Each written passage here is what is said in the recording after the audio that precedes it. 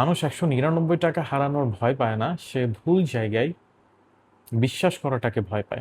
আপনারা যারাই লো ticket digital product নিয়ে ব্যবসা করতে নামবেন, তারা রিয়েলাইজ করবেন একটা সময় মাত্র ১৯৯ টাকা একটা প্রোডাক্টের দাম। এই টাকা দিতেই এত হেজিটেট ফিল করতেছে মানুষজন, তারা ব্যবসা কি করবে? কারণ ভয়টা শুধু টাকার না, ভয়টা মূলত আমি কি আরেকবার স্ক্যাম হব নাকি, বা এই যে ইবুকটা আমি কিনতেছি এটা ইউজলেস হবে না তো। তারপর দেখা যাবে প্র্যাকটিক্যাল কিছুই নাই, মোটিভেশনাল কথা নাই তো অনেক, আর এটা করে আমার সময় নষ্ট হবে না তো আবার।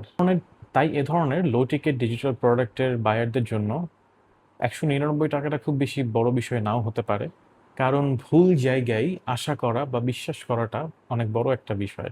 কারণ সে অলরেডি টায়ার্ড, সে প্রতিদিন হাজার হাজার ইনফরমেশন কনজিউম করতেছে, সে কনফিউজ হয়ে গেছে। যদি এই জন্য যখনই দেখবেন আপনার লো টিকিট প্রোডাক্ট সেল হচ্ছে না, তখনই চিন্তা করবেন না কখনোই যে এটা দাম কমিয়ে ফেলতে হবে।